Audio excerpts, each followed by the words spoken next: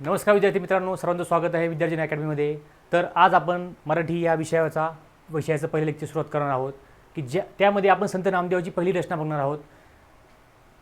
तसं संत नामदेव कोण होते, संत नामदेव त्या जन्म कसा झाला किंवा जन्म कधी झाला, त्यांचं मृत्यू कधी झाला, त्यांनी काय केलं, महाराष्ट्रामध्ये प्रचार प्रसार करण्यासाठी त्यांनी काय काय गोष्टी केल्या, किंवा त्यांनी कसे अभंग लिहिले, भारुडं लिहिले, किंवा त्यांनी कशा प्रकारे त्यांचा पूर्ण जीवनक्रम राहिलेला आहे. तर त्याच्यामध्ये खूप डीपमध्ये पण जाता येईल, पण तुम्हाला जेवढं सिलेबसमध्ये आहे आपण तेवढं बघूया. तर सगळ्यात पहिले बघूया आपण की संत नामदेव यांचा जन्म. तर संत नामदेव यांचं पूर्ण नाव होतं नामदेव दामाशेटी रेळेकर. त्यांचं नाव होतं नामदेव दामाशेटी रेळेकर. त्यांच्या जन्म झाला 26 ऑक्टोबर 1270 साली. 26 ऑक्टोबर 1270 हे त्यांचं काय झालं, त्यांचा जन्म झालेला आहे 26 ऑक्टोबर 1270 साली. नंतर त्यांचं गाव होतं नरसी नामदेव. काय होतं गावाचं नाव, जिल्हा हिंगोली मराठवाडा. त्यांचं गावाचं नाव होतं नरसी नामदेव, जे की हिंगोली जिल्ह्यामध्ये आहे आणि ते येतं मराठवाड्याच्या अंतर्गत. तर त्यांच्या आईचं नाव होतं गोनाई रेळेकर. आईचं नाव होतं गोनाई रेळेकर. वडील होते दामाशेटी रेळेकर. वडिलांचं नाव होतं दामाशेटी रेळेकर. आईचं गोनाई रेळेकर. पत्नीचं नाव होतं राजाई नामदेव रेळेकर. आणि त्यांच्या मुलांचे नाव होते महादेव. त्यांना 5 अपत्ये होती, त्याच्यापैकी 4 मुलं आणि 1 होती मुलगी. तर 4 मुलांचं नाव होतं महादेव, गोविंद, विठ्ठल, नारायण आणि मुलीचं नाव होतं लिंबाई. तर अशा प्रकारे त्यांचा जीवनक्रम थोडक्यात आपण बघितलेला आहे, जीवन परिचय, की जेणेकरून तुम्हाला थोडंफार त्याच्याबद्दल एक एक्स्ट्रा नॉलेज मिळेल. ते काही तुम्हाला सिलेबसला नाही आहे, पण एक लक्षात असू द्या किंवा आपल्याला माहिती असायला पाहिजे, त्यामुळे आपण हे इथे घेतलेलं आहे, बरोबर. तर आणि त्यांचा मृत्यू झालेला आहे 3 जुलै 1350 रोजी. 3 जुलै 1350 रोजी त्याला म्हणतो आपण शके 1272 या साली त्यांचा मृत्यू झालेला आहे. तर ह्या तर संत नामदेव काय होते की त्याच्यामध्ये थोडंफार आपण बघितलं, त्यांचं थोडंफार जीवनक्रम बघितला. तर आता आपल्या महाराष्ट्रामध्ये काय होतं, भूमी संतांची पवित्र भूमी म्हटलं जातं. महाराष्ट्र खरंच खूप भाग्यवान आहे, जिथे एकाहून एक थोर संत होऊन गेले. आपल्या महाराष्ट्रामध्ये एकाहून एक संत होऊन गेले. संत तुकाराम असतील, संत ज्ञानेश्वर असतील, संत ज्ञानदेव असतील, संत आपले नामदेव असतील, वेगवेगळे संत होऊन गेले. त्याच्यामध्ये जनाबाई आहेत, बहिणाबाईंनी त्यांच्यावर कविता पण लिहिलेली आहे. तर म्हणजे असं वेगवेगळ्या प्रकारचे लोक किंवा वेगवेगळ्या प्रकारचे संत आपल्या महाराष्ट्रामध्ये होऊन गेलेले आहेत. तर या संतांच्या मानदेयामधील एक प्रमुख नाव म्हणजे संत शिरोमणी नामदेव, ज्यांनी एकाहून एक अभंग रचले. वारकरी संप्रदायाचे थोर प्रचारक नामदेव महाराज नामदेवाची व नामविद्येचे आद्य प्रणेते म्हणून संत नामदेवांनी भारत भ्रमण केले. संत नामदेव हे फक्त महाराष्ट्रापुरतेच मर्यादित नाही आहे. संत नामदेवांनी पूर्ण भारतभर प्रवास केलेला आहे. भारतभर प्रवास करून त्यांनी त्यांचे आपले अभंग, भजन, कीर्तन किंवा हे म्हणतो ना आपण की देवाचा प्रसार, देव कोण आहे, म्हणजे त्यांचा जे भक्तिभावाचं काम केलेलं आहे अभंगांनी वगैरे, त्यांच्या श्लोकांनी त्यांनी ते पूर्ण महाराष्ट्रभर पसरवलेलं आहे. नुसतं महाराष्ट्रापुरतं हे गोष्टी मर्यादित नाही आहेत. तर संत नामदेव हे प्रत्यक्ष श्री विठ्ठलाच्या निकटवर्ती सखा होता असे मानले जाते. संत नामदेवांची अभंगाची गाथा प्रसिद्ध आहे, ज्यामध्ये सुमारे 2500 अभंग लिहिलेले आहेत. त्यांचे काय आहे, अभंगाची गाथा हे त्यांचं संत नामदेवाचं हे प्रसिद्ध आहे. त्याच्यामध्ये त्यांनी सुमारे 2500 अभंग लिहिलेले आहेत त्या ह्याच्यामध्ये. तर आता हे बघितलं आपण. तर आता संत नामदेवाची ही पहिली जी तुमची संतवाणी आहे, त्याच्यामध्ये काय आहे की त्याचं नाव आहे जैसा वृक्ष नेणे. काय नाव आहे त्याचं, जैसा वृक्ष नेणे, म्हणजे जसे ज्याप्रमाणे वृक्ष असतात की वृक्षाच्या प्रमाणे ह्याचं कंपॅरिझन केलेलं आहे ह्या कवितेमध्ये. तर संत नामदेव काय 1270 ते 1350 त्यांचं बघितलं आपण. मृत्यू आणि जन्म ठिकाण पण बघितलेले आपण मागच्या स्लाईडमध्ये. संत नामदेव हे वारकरी संप्रदायातील संत कवी होते. हे तुम्हाला पूर्ण पॅरेग्राफ आहे ना, हा पॅरेग्राफ तुम्हाला पूर्ण चॅप्टरच्या वरती किंवा त्या तुमच्या संतवाणीच्या वरती सगळ्यात आधी दिलेला असतो. त्या पॅरेग्राफमध्येच हे आपण वाचतो आहोत. संत नामदेवांची अभंग रचना अतिशय उत्कट असून त्यांच्या अभंगाची भाषा सुबोध, सरळ आणि साधी आहे.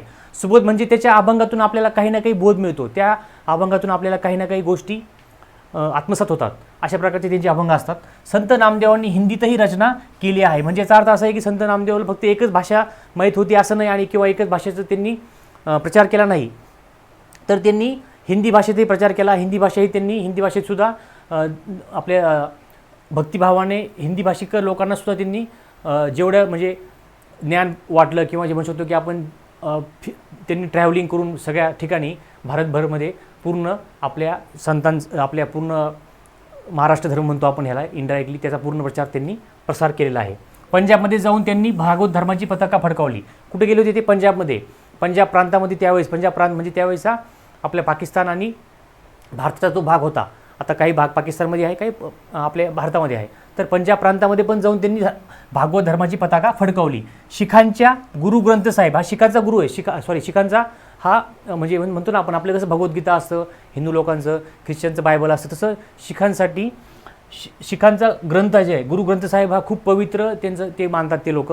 तर शिखांच्या गुरु ग्रंथ साहेब या ग्रंथामध्ये त्यांची 61 कवने समाविष्ट असून, 61 कवने म्हणजे म्हणतात कडवे टाईप म्हणू शकतो आपण त्याला, 61 कवने समाविष्ट असून भक्त नामदेवजी की मुखबाणी, भक्त नामदेवजी की मुखबाणी म्हणजे काय? संत नामदेवाच्या मुखातनं वदलेले. मुखबाणी म्हणजे त्यांच्यामध्ये असं, मुखबाणी हा शब्द आहे म्हणजे हा पंजाबी वर्ड आहे समजा.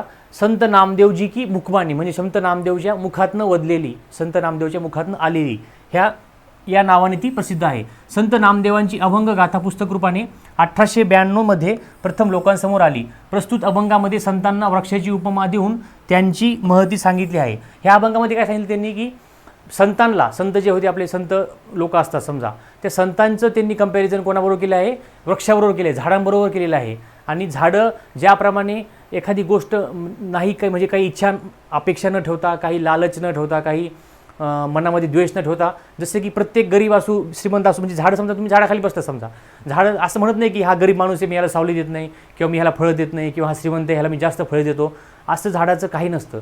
त्याचप्रमाणे संत नामदेवांनी झाडांची तुलना संतांबरोबर म्हणजे संतांची तुलना झाडांबरोबर करून त्यांनी पण सांगितलं की संत पण त्याचप्रमाणे वागतात, किंवा संतांचं जीवन पण तसंच असतं. ते कंपॅरिझन काही त्यांना काही गोष्टीचं घेणं देणं नसतं, किंवा ते कोणाचीही कंपॅरिझन कोणत्याही दृष्टीने करत नसतात. तर हे सांगितलेलं आहे कवितेतून. तर बघूया आपण फर्स्ट. तर काय? जैसा वृक्ष नेणे मान अपमान, काय दिलं ह्याच्यामध्ये? जैसा वृक्ष नेणे मान अपमान म्हणजे कसं की जसं जैसा वृक्ष नेणे मान अपमान तैसे ते सज्जन वर्तताती. आता बघा काय? जैसा म्हणजे जसा, नेणे म्हणजे मानत नाही, मान म्हणजे सन्मान किंवा गौरव, अपमान म्हणजे अवमान, तैसे म्हणजे तसे, सज्जन म्हणजे सज्जन कोणाला म्हटलं इथं? सज्जन संताला म्हटलेलं आहे इथं. आणि वर्तताती म्हणजे वागतात, म्हणजे जसं की ते बिहेव करतात, जसं की ते वागतात, बोलतात. तर ह्याच्यामध्ये काय सांगितलं आहे? तुम्ही थोडं वाचून घ्या, तुम्हाला लगेच समजून येईल.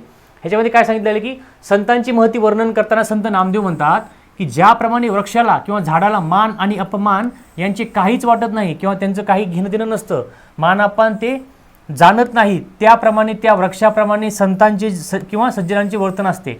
म्हणजे जसं की झाडाला मान अपमान समजत नाही, किंवा ते झाडा मान अपमान मानत नाही, किंवा ठीक आहे ह्या झाडाला तुम्ही पाणी घातलं मला पाणी घातलं नाही, किंवा ह्या झाडावर पाऊस पडला मला पाऊस पडला नाही, जसं की असं कंपॅरिझन झाड अपमान करत नाही, म्हणजे झाड कंपॅरिझन करत नाही, किंवा झाड एकमेकांबद्दल द्वेष ठेवत नाही, झाड कोणाचा अपमान करत नाही, किंवा त्यांना मान अपमान झाडाला काहीच नसतो.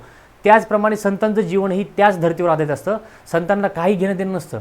संत आपापल्या कार्यानं आपापल्या त्यांचा जो प्रचार असतो, प्रसार ते त्यांचं सुरूच असतं. संतांचं कंटिन्युअसली त्या गोष्टी संतांच्या सुरूच असतात.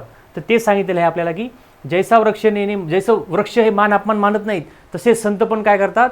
संत पण तसेच वागतात. त्याचप्रमाणे संत मान अपमान ह्या गोष्टीला संत काही किंमत देत नाही, किंवा संत त्या गोष्टीला मानत नाहीत.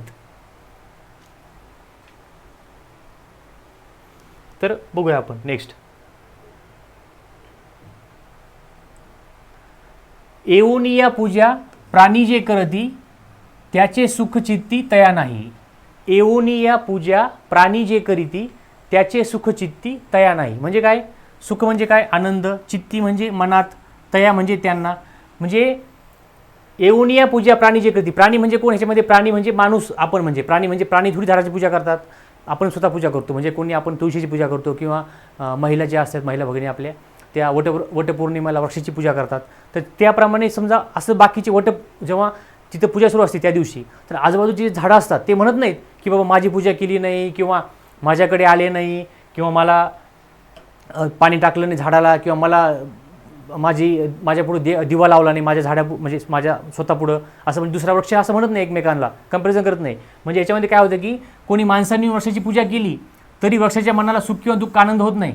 म्हणजे त्यांना काय की बाबा पूजा केली ठीक आहे, केली तर केली ओके, नाही केली तरी काही प्रॉब्लेम नाही. म्हणजे वृक्षाला कसं असतं की कोणत्याही गोष्टीचं काहीच वाटत नाही. वृक्षाला काय वाटत नाही की बाबा पूजा केली कोणी, प्राणी त्यांना कोणी काही एखादी गोष्ट देऊ केली वृक्षाला आपण, तरी ते पण त्यांना तसं काय की ते सुख, त्या गोष्टीमध्ये सुख दुःख असं वगैरे काही मानत नाहीत वृक्ष.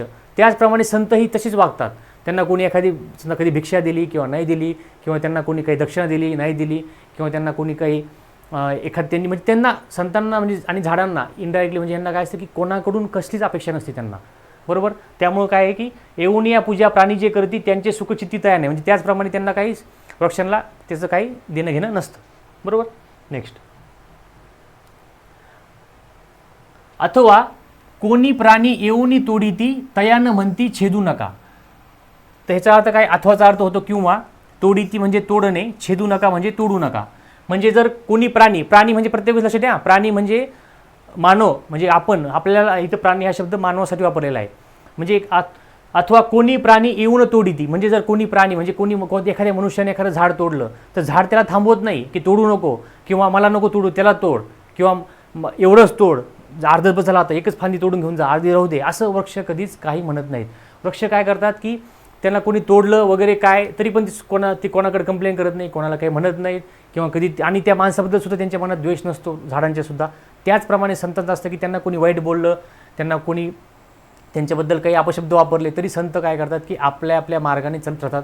आपापल्या मार्गाने म्हणजे त्यांचा जो भक्तिभावाचा मार्ग आहे, जो भक्ती प्रसाराचा मार्ग आहे त्यांनी निवडलेला, त्या मार्गाने ते संत चलत राहतात.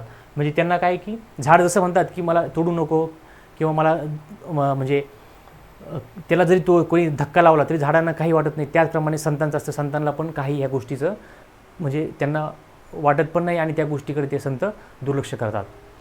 ओके.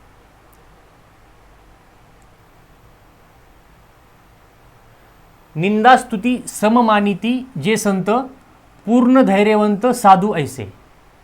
म्हणजे निंदा स्तुती म्हणजे काय, आता निंदा म्हणजे काय, अपमान करणे, अपमानकारक बोलणे. स्तुती म्हणजे प्रशंसा करणे, स्तुती करणे. सम म्हणजे समान, धैर्यवंत म्हणजे हिंमतवान किंवा निश्चल. म्हणजे निंदा स्तुती करून सममानिती, सम म्हणजे काय, सारखे. म्हणजे झाडांना जसं निंदा करा कोणी किंवा स्तुती करा झाडांना, तरी झाडांना त्याच गोष्टीचं काही वाटत नाही.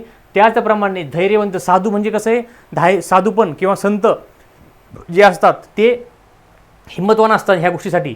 जरी त्यांची कोणी स्तुती केली, त्यांना काही बोललं, तोंडावर बोललं किंवा पाठीमागे बोललं, त्यांचा अपमान केला, त्यांच्यावर किंवा त्यांचं खूप प्रशंसा केली, तरी त्यांना म्हणजे जसं देणं घेणं नसतं झाडांना सुद्धा, त्याचप्रमाणे संतांना सुद्धा त्या गोष्टीचं काही देणं घेणं नसतं. तसे संत सज्जन निंदा आणि स्तुती यांना समान मानतात. जसे लेखतात, निंदा व स्तुती त्यांना सारखीच असते, असे हे साधू संत पूर्णतः धैर्यवंत असतात, निश्चल असतात. निंदा स्तुतीने त्यांचे मन विचलित होत नाही. हे आपल्याला ह्या कडव्यातून किंवा ह्या जेव्हा आपल्या कडवं दिलेलं आहे त्या कडव्यातून आपल्याला सांगितलेलं आहे. समजलं. नेक्स्ट, नामा म्हणे त्यांची जरी होय भेटी, तरी जीव शिवा गाठी पडून जाय.